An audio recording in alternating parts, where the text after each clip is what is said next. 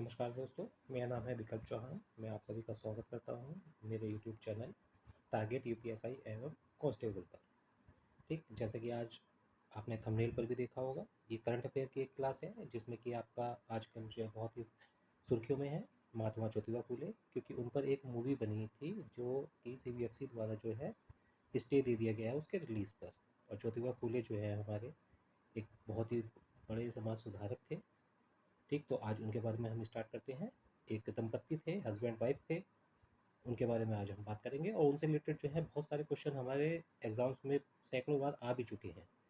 तो महात्मा ज्योतिबा फूले और उनकी पत्नी सावित्रीबाई फूले। ज्योतिबा फूले का जन्म 1827 और सावित्रीबाई फूले का 1831 में हुआ था। ठीक, ये दोनों जो है प्रमुख समाज सुधारक, विचारक, लेखक और शिक्षाविद थे।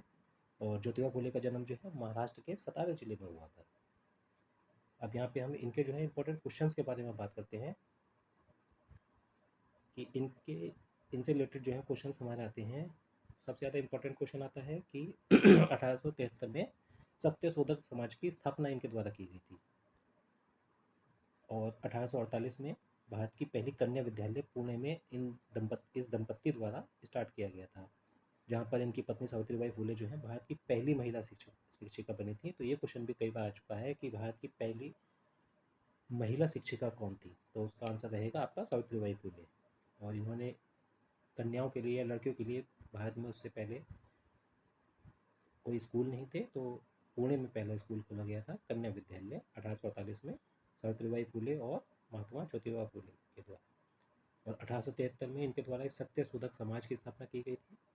और 1873 में ही गुलामगिरी नामक पुस्तक, जो कि बहुत ज़्यादा क्वेश्चंस आया है कि गुलामगिरी पुस्तक के लेखक कौन थे, तो उसके लेखक थे हमारे ज्योतिबा फूले।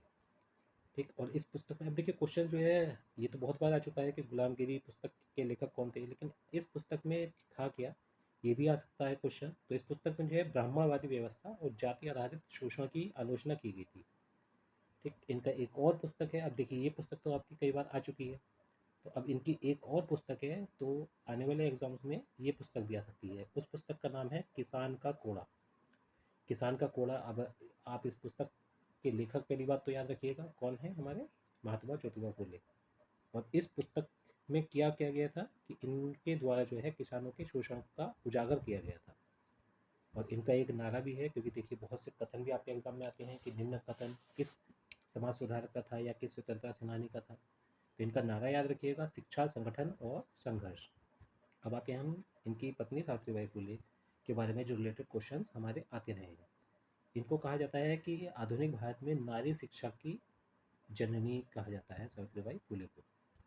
ठीक, एक इनके द्वारा दूसरी संगठन बनाया गया था बाल हत्या प्रतिबंधक ग्रह 1863 में। ये क्वेश्चन आने वाले एग्जाम्स के लिए इंपॉर्टेंट है, क्योंकि पूरी मूवी बनी है इनके ऊपर।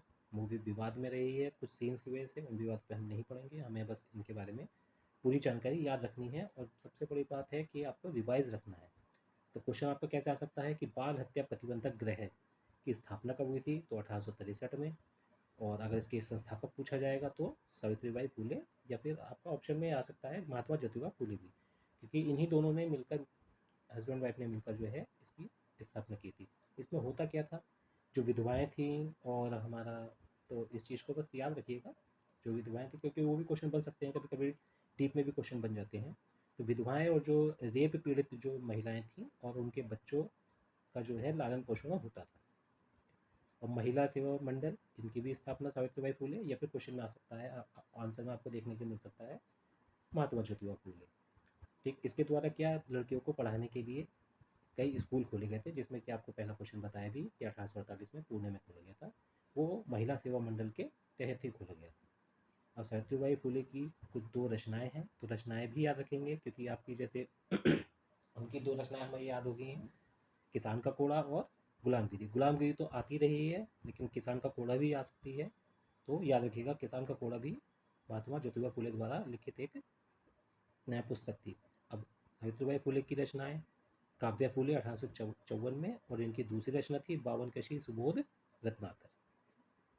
ठीक, आप इन दोनों को याद रखिएगा। अब देखिए करंट अफेयर जो है मेन आपको लिखना है तो शॉर्ट्स में लिखिएगा, डायग्राम के साथ लिखिए और फिर उसको रिवाइज करिए, क्योंकि मैगजीन वगैरह भी आती हैं तो मैगज़ीन में बहुत ज़्यादा डिटेल्स में दिया होता है, पूरी कहानी की तरह लिखा होता है, उसको आप दोबारा रिवाइज़ नहीं कर सकते। आप मैगज़ीन को उठाइए और उसको शॉर्ट नोट्स बनाइए और फिर उसका रिवीजन कीजिए। अभी जैसे ही इस मंथ की क्रॉनिकल मैगज़ीन आ जाएगी, समसामयिकी करके आती है एक, उसका मैं पूरा आपके शॉर्ट नोट्स बना के, वीडियो बना के पूरे मंथ की, जून की, जिसमें करंट अफेयर होगा आपका अप्रैल का, वो मैं पूरी वीडियो दे दूँगा 10 या 12 तारीख तक, जैसे ही मैगज़ीन अवेलेबल हो जाएगी मार्केट में। उससे बढ़िया मैगज़ीन नहीं है, उससे बढ़िया क्वेश्चन सारे वहीं से बनते हैं। अब ठीक है, अब देखिए हमारी मूवी सुर्खियों में क्यों नहीं थी, क्योंकि कुछ सीन जो हैं इसमें विवादित थे, तो उस सीन पर जो है आपका विवाद उठाया आपका एक संस्था है हमारी सीबीएफसी।